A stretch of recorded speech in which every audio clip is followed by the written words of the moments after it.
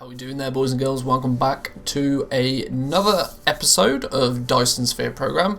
We left it last time with us getting our little research up and running, and we got ourselves some power up and running over here using some of the thermals. We took some of our coal, turned it into graphite, got our thermal power stations up and running, and so now we are looking pretty good for power.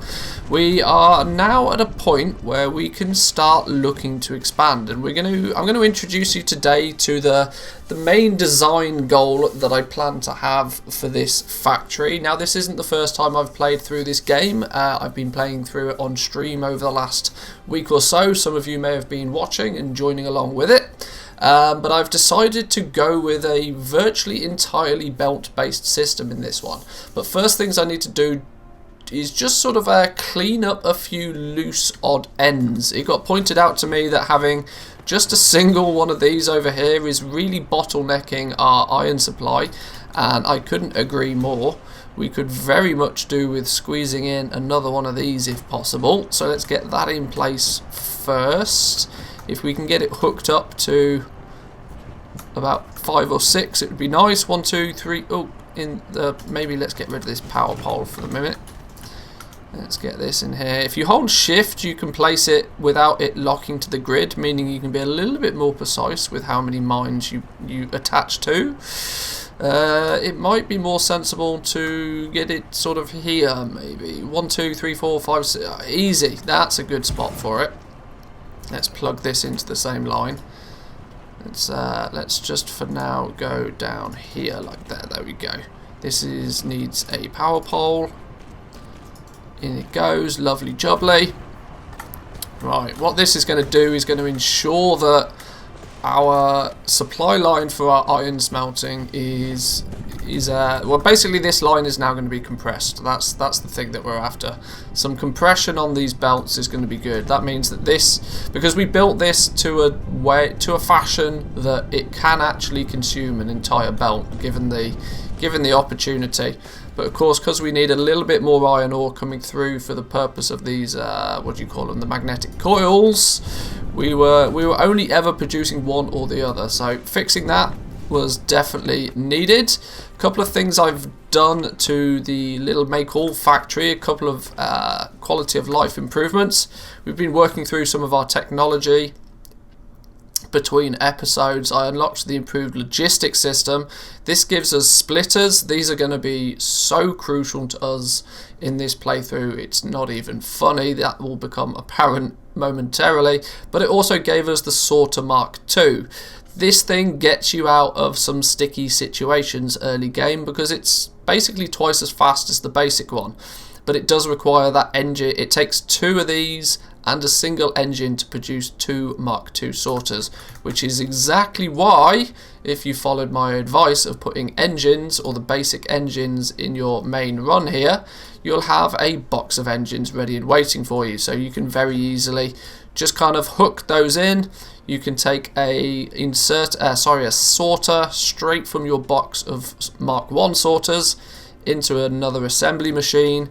Bring a small little tiny little belt across so that you can get your engines, and then these things can be added to your list of things that are just made passively in the background. Now, additionally, I also forgot one of the most crucial items on this from an episode or 2 ago, and that was the splitter.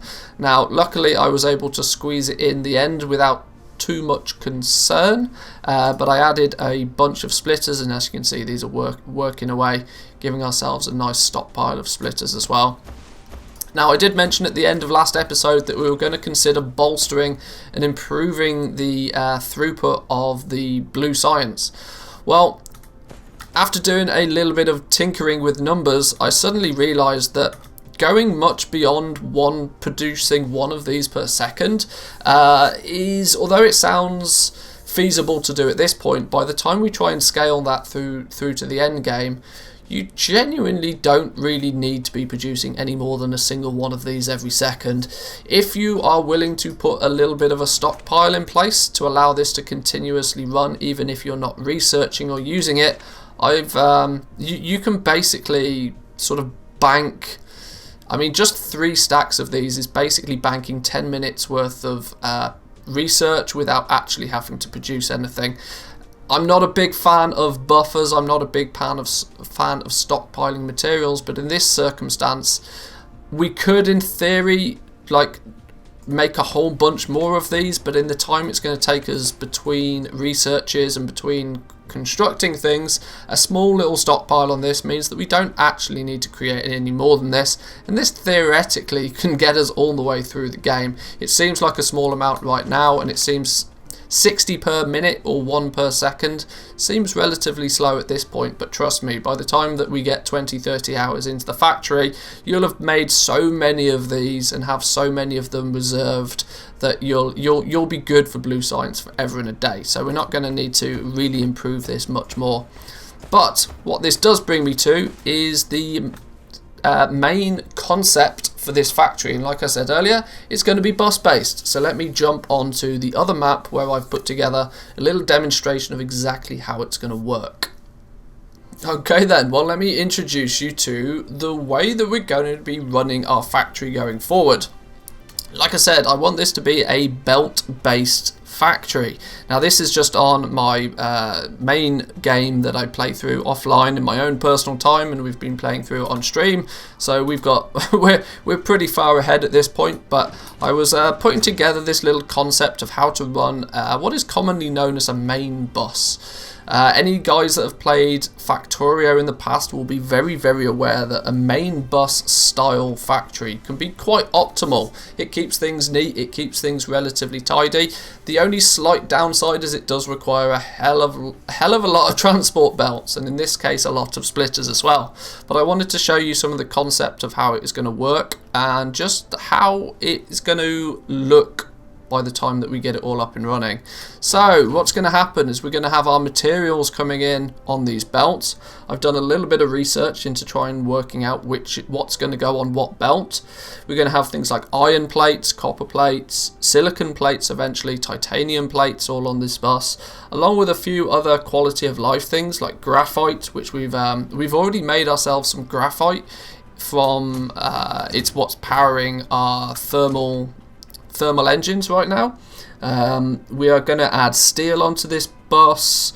We're going to add things like titanium alloys and graphene. These are materials that come later in the game, and eventually we will have even things like plastic and oil and a whole bunch of items on this, all running round and allowing us to basically have a long belt worth of those materials, and as and when we need them for building something, whether it be us building a new matrix cube, please ignore, whether it be creating a new matrix cube or whether it be researching an intermediate item or whatever the case may be, whatever our factory is doing, we can then take those materials off the main line, make something with those, and then we can output back onto the bus if necessary.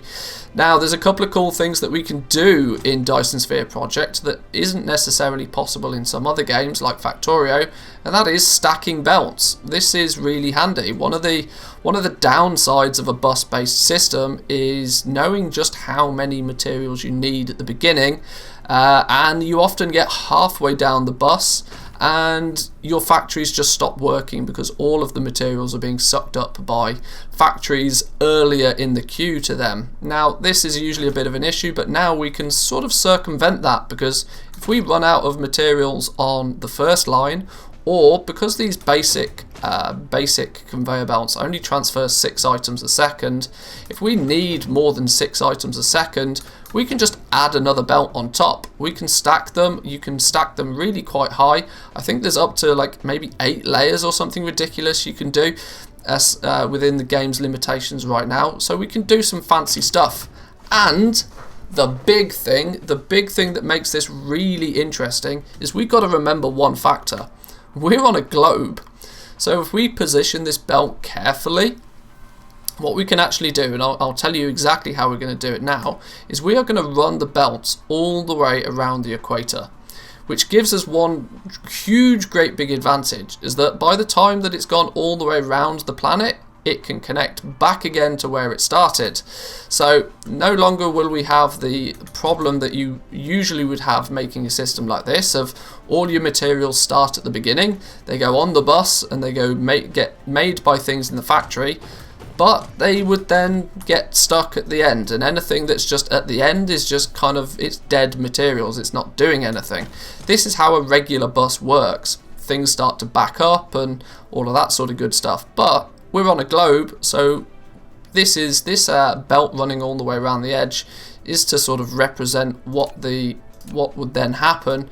And as you can see, any materials that don't get used on the first pass just come back round again and they get another opportunity. It's what's often referred to as a sushi belt. If you've ever been to a sushi restaurant, you'll often see those little bowls of the individual bits of sushi going round on a belt, and you can pick whichever ones you need, and if you don't pick it up the first time it goes round, you just wait a minute and it's going to come back round to you. So there's a combination of bus belt and sushi belt. Now the sushi belt aspect is only going to kick into play once obviously it goes all the way round, so it's definitely going to take us a few episodes before we get our belts running all the way around the globe. I have no idea how many transport belts it takes to just do one single lap. We're going to use a lot of transport belt, but I think the concept is going to be pretty cool once we get it built out. A couple of other things is once we've got this in place, we are going to, like I said, we're going to run it through the equator. So it's going to go all the way around the globe. Now I've not decided on what side, either the northern hemisphere or the southern hemisphere, but we're only going to build our factories on one side of the bus. This means that we can expand our bus either downwards or upwards, and we won't run into too many issues.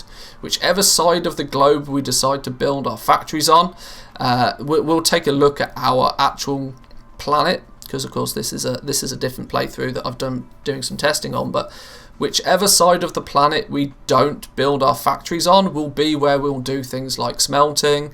We'll be tapping into all of the nodes. If we come across an iron node, we can tap into it. We can do a bit of smelting, and those iron ingots, we just run them straight onto the bus, and they can just circle the globe and be used by our factory as is needed. I'm hoping it's gonna work. Now, of course, it's very difficult for me to test this in scale. We may run into some issues with throughput even still. The in-game mechanics for the belts are still a little bit clunky because this game is still in early access, but to my understanding at least, the concept is there and I feel it should work. So this is the design mentality we're going to go through, or going to go with on this playthrough. We're going to see how it works. If it completely fails and flops like a fish, we might try something else, but my theory at least is that this should work. So let's test it. So then, now that we're back on our main planet, what are we going to be able to do to prepare ourselves for this eventuality, for having those belts running all the way around the globe? Well, first, we should probably take a little look at our planet as it stands.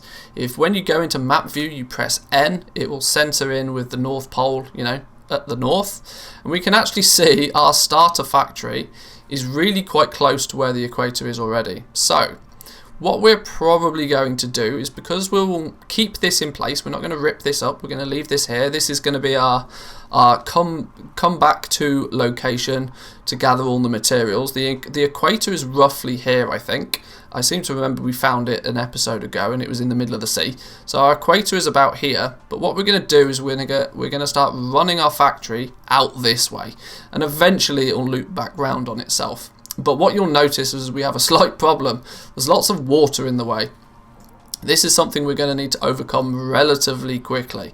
There is a way to basically create what's called foundation. If we look in our talent tree, or our technology tree, you can see this one here, environment modification. Took quite a bit of research for me to get it up and running. Well, 400, but what was it, like 5 minutes or something to get this. I just left this whilst I went and made a sandwich. We unlocked the environment modification, which allows us to basically put down this foundation, and it allows us to basically terraform over the sea when needed. It's quite costly though. At least it's quite costly at this point in the game. You can see it uses 3 pieces of stone and it uses a single piece of steel to produce each and every piece of this. Steel is something else that you may not have researched yourself yet, but if you have unlocked it, you'll know that one single piece of steel takes 3 pieces of iron. So we're going to need to set ourselves up quite a hefty smelting array to be able to support the amount of foundation that we're probably going to need if we want to run our belts through the sea. We're going to have to basically ignore the landscape to get this up and running as I would hope it to be, but that's obviously the challenge we set ourselves, and that's what we're going to do.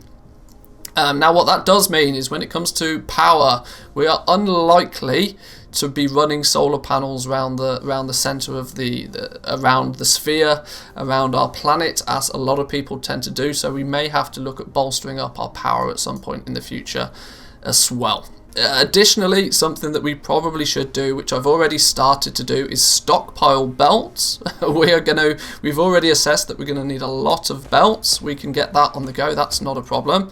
We are also going to need lots of splitters. Now I don't know exactly how many we're going to need. We're probably only going to need we're not going to need as many splitters as I originally think we might, but we are going to need a lot of transport belts. So let's head over, let's find the equator, and let's try and find ourselves a starting point. Now if we use our little trick of pressing B and going into build mode, if I remember rightly, the equator is actually, I think it's right here. This appears to be our equator right here. This big thick green line. So we are going to start our belt here and we're going to start running belts in that direction.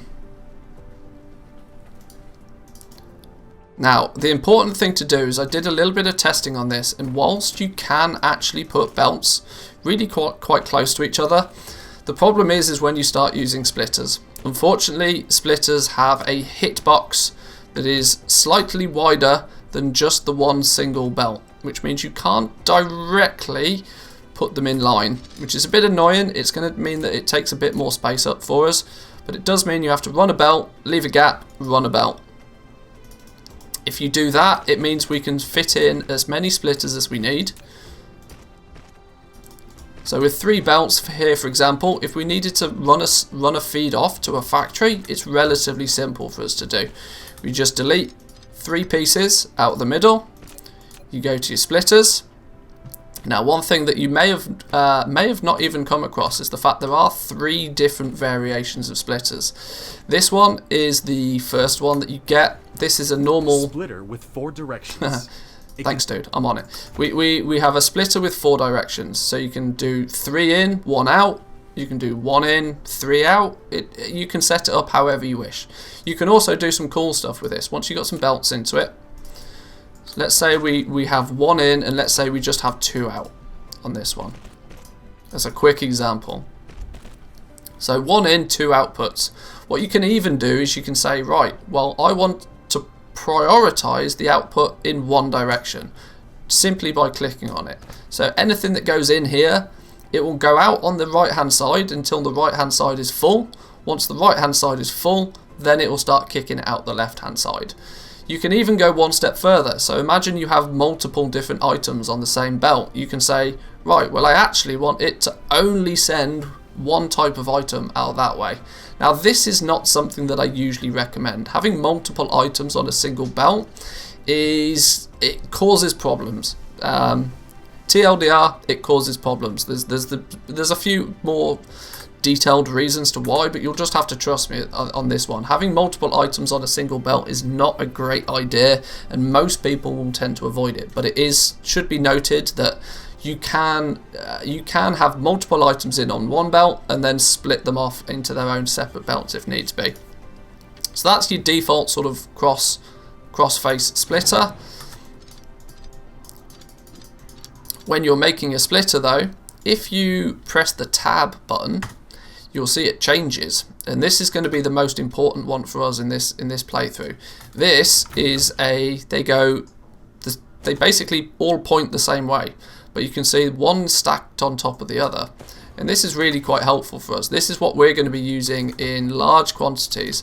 So if we take that and we position it here, say, we can run our belt into the bottom bit, and it can come out the bottom bit. That's normal.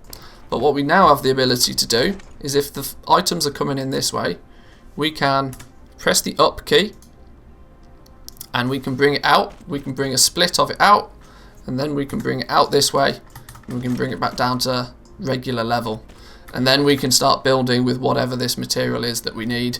It's not interfering with any of the other lines in any way, shape or form, and it looks pretty neat and tidy.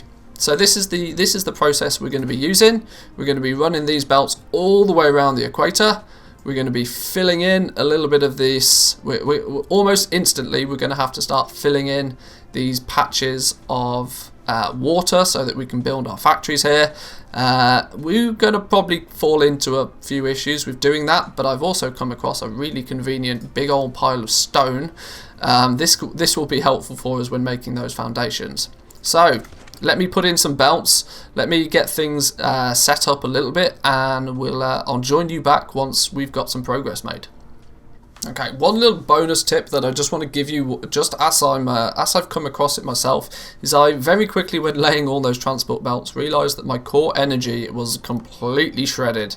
I am going to need to have a nice healthy stockpile of fuel for our mecha to be able to creating all of these items, because each and every time we either do some flying or we even just running about like burns energy at this point in the game, so we've got to be careful of that.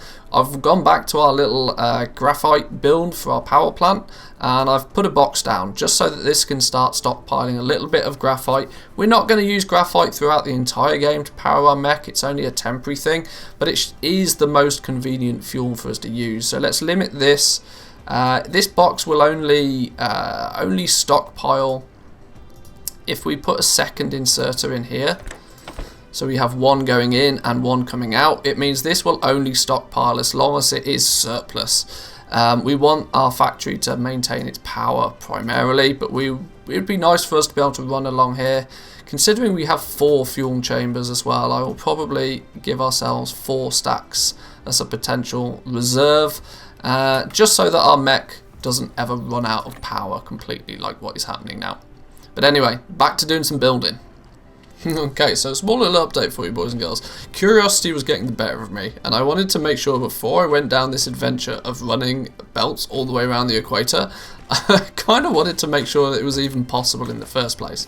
And so I thought, well, what better way to test that it's possible than to go ahead and do it. So I did run a belt around the entire, I mean, can we zoom in a little bit on this? I ran a belt around the entire equator of our planet just to check that, you know, everything lines up. And fortunate for me, apart from one little area that I seem to have forgotten to actually hang about and build, fortunately for me, it does appear that it works nicely. We're going to be able to then run these belts, zoom, zoom, zoom, zoom, zoom, all the way around the equator. That means these belts are going to be, we can bring items onto the belts.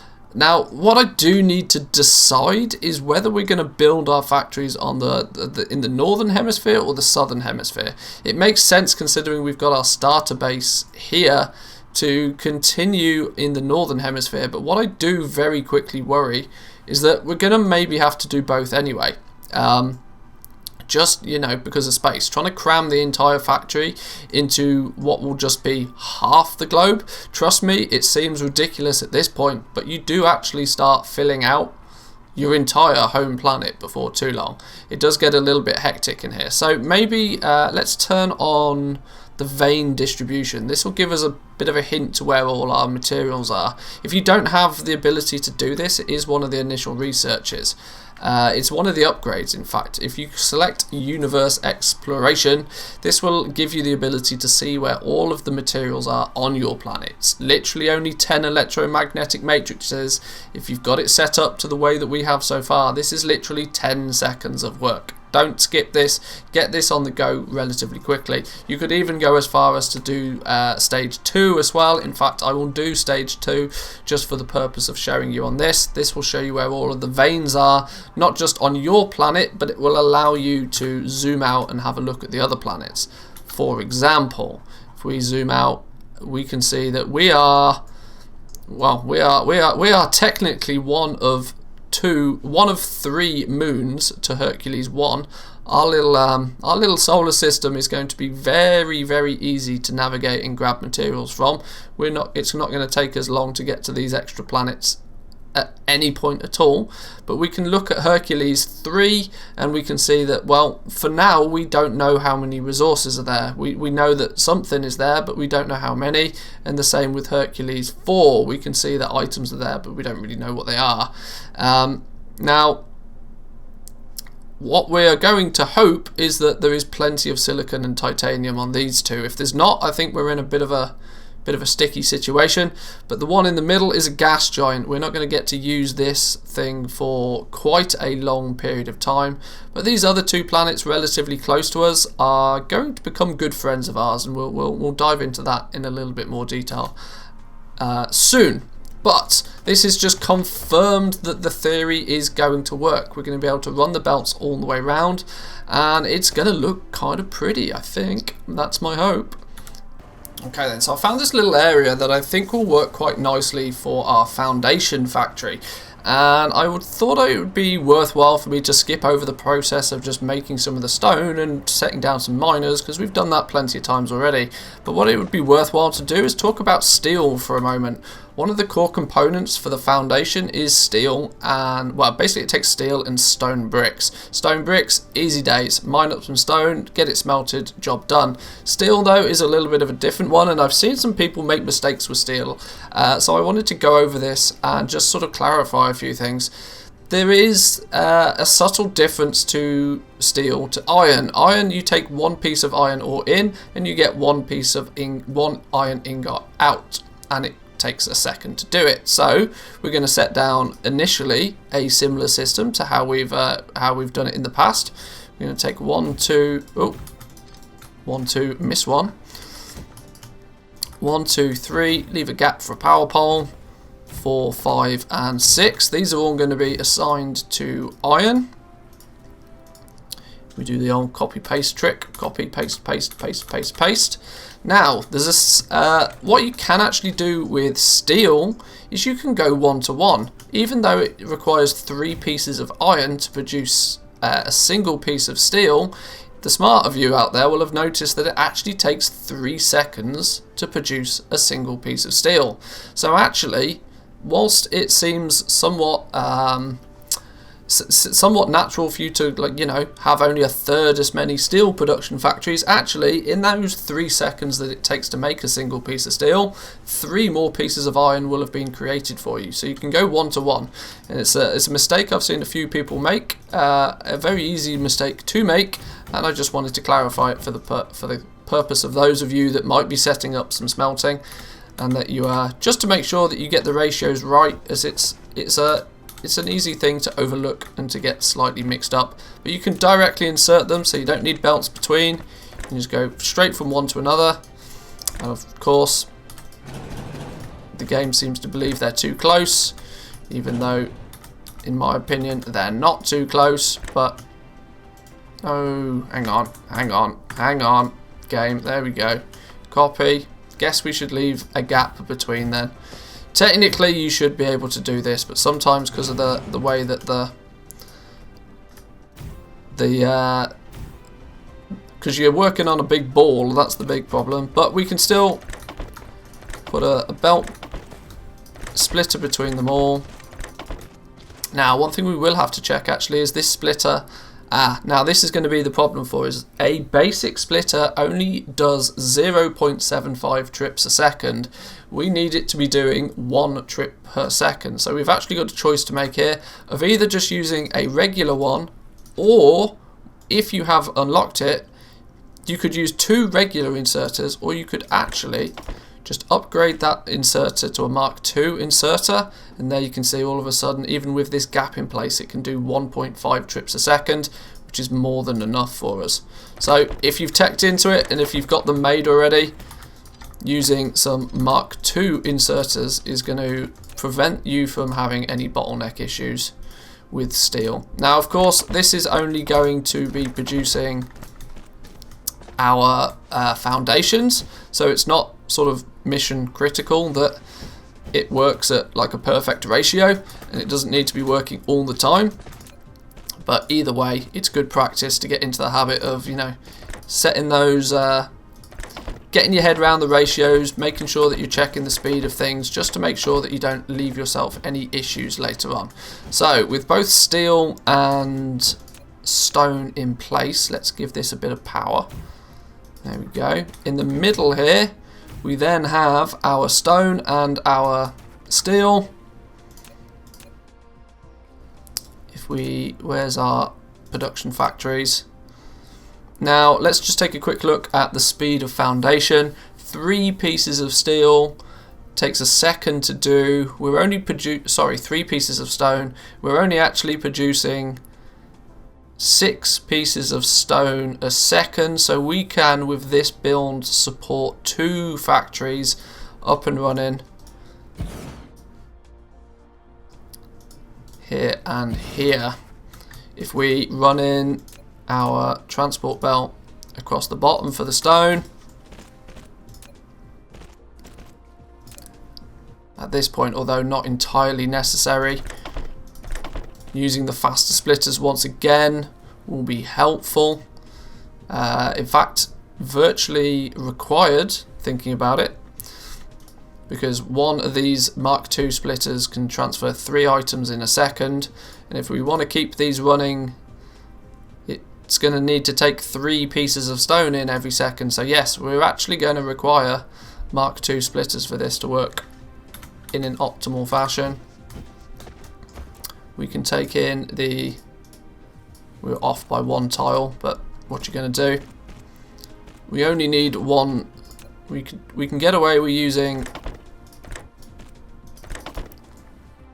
slightly slower splitters on this. Now, there is one thing that I guarantee that the smart ones of you in the comments will already have spotted and probably be typing out as we speak, that the assembly machines Mark I only actually have a production speed of 0.75. So actually, you know, all of this is somewhat, you know, not necessary. But we are very quickly going to upgrade to assembly machine Mark IIs throughout the entire factory, of which they have a 1x production speed, which means when we swap these out later, it means we won't need to do anything else with this setup, but it will just, you know, kind of work, which is cool. So we'll for now we will belt these. Do we want to put these straight in a box, do we think? Can we put these straight in a box? If we put a box in between the 2 there, we can put some inserters from each one. We'll put fast inserters again. At this point, if you've got them, use them. It makes no reason not to. And if we switch this bit on, oh, the reason it's not on is because it's not got any...